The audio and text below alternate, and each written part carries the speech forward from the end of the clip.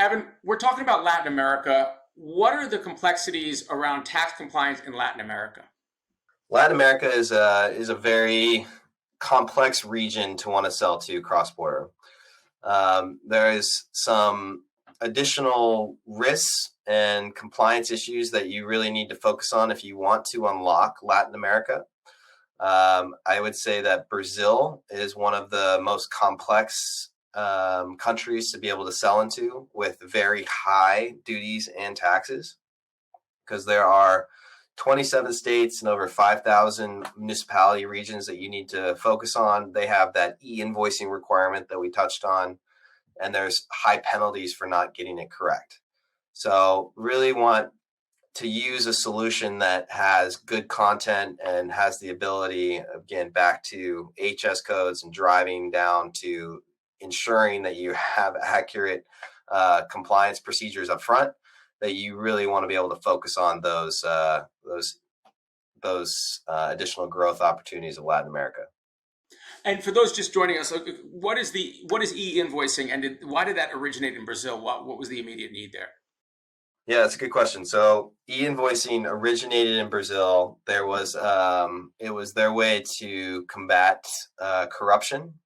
And what they did is essentially they said, hey, if you want to transact in Brazil, you need to be compliant. And every invoice that you want to send to customers, you first need to send through our software to get a transaction ID so that they can be in the middle of business everywhere. And they did that, and it was highly successful. The amount of additional VAT that they were able to get out of that legislation change is pretty astronomical. So they've seen good success with it, and I don't know how well it's rooting out corruption, but that was the original premise of it. Okay, so now if we're talking a little bit more about Latin America, could you break down the transaction from Brazil? Brazil is kind of an interesting one in the fact that you have several different legislations that you need to focus on, right? So as you start focusing on the classification piece specifically, they have 8-digit classifications that are required.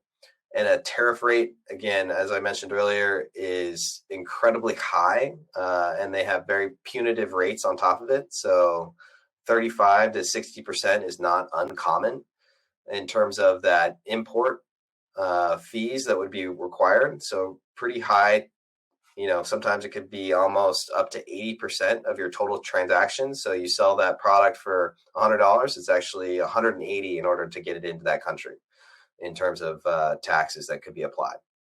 I have a question. A lot of companies that I speak to want to get into Brazil, and pretty much every one of them says, oh, but it's a nightmare. I don't even know. And they just kind of avoid Brazil unless they have a critical and immediate need to get into it. Are you seeing an increase in companies selling into Brazil given all of the challenges? And if so, is it because of your tool? How do companies do it? We ended up buying 3 different companies in Brazil to be able to manage their tax compliance. Like it is a very difficult country to do business with, but the growth opportunity in Brazil definitely outweighs the compliance burden.